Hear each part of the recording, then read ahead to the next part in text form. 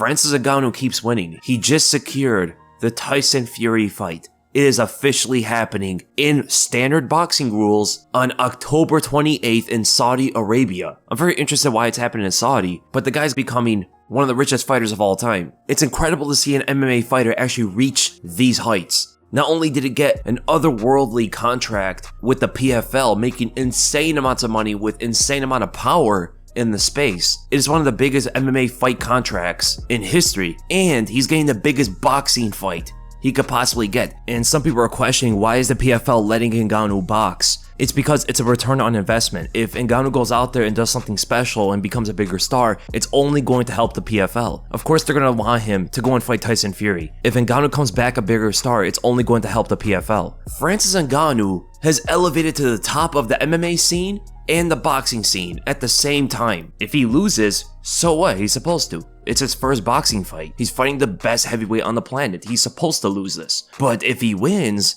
he gets everything. He gets the payday from this and now more with other boxing fights. He can negotiate even further in his MMA career. He enters the boxing rankings probably. If Fury's titles are on the line, then he takes them too. He enters maybe the Hall of Fame in boxing. Other boxers will be lining up to fight the new top dog. There is only something to gain for Ngannou. There is nothing to lose at all, besides brain cells. I am so happy for Francis Ngannou. He's getting pretty much everything that he deserves as well, and he gets a crack at Tyson Fury. There is no losing situation here for Ngannou. Tyson's gonna beat him. That's gonna happen. But it doesn't matter, because not only does he get a fight with Fury, he got his foot in the door in professional boxing. This has always been his dream. This is what he's always wanted as a kid, to become a boxer, and he's going up against the best heavyweight on the planet. Now, it doesn't say how many rounds this is going to be. This is going to be a standard boxing fight, and the agreement has been reached by Queensberry Top Rank and Ngannou's promotion, Gimmick Fight Promotions, partnering with Riyadh Season to host the event in Saudi Arabia. And this one's going to be really interesting because it is heavyweight.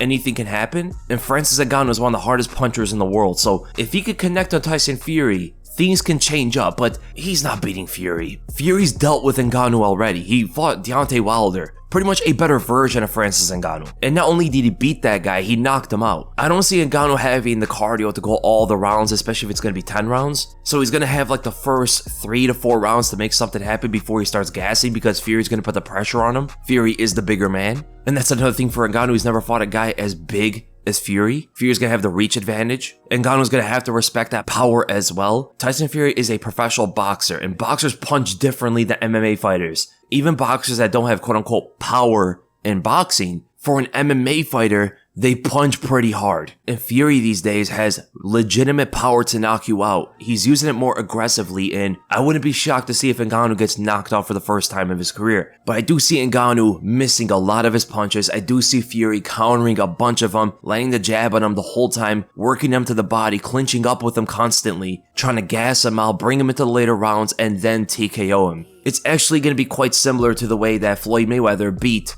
Conor McGregor, in my opinion. Fury and Floyd are both masterminds of the game. They are both technicians, but can you imagine the madness if Francis Ngannou knocks out Tyson Fury? He literally becomes one of the best heavyweights on the planet in boxing and MMA. Nobody has ever done that. The only guy that came close was Alistair Overeem for kickboxing and MMA. Francis Ngannou will become one of the biggest superstars in combat sports if he defeats Tyson Fury. And that's the upside other than just the payday for Ngannou. It's a huge if. I'm expecting Fury to be like a maybe minus 500, minus 700, somewhere around there, but Ngannou does have that puncher's chance at all times. That's the way he would win this. If he comes out here and just beats Fury technically, like he just shows up, puts his hands together well and starts putting combinations on him, good footwork, all that stuff, uses his athleticism against Fury to show something special. I mean, it's a wild dream to have, but it is always a possibility in the heavyweight division for Ngannou to beat anybody in the world, regardless of the striking sport. But yeah, man,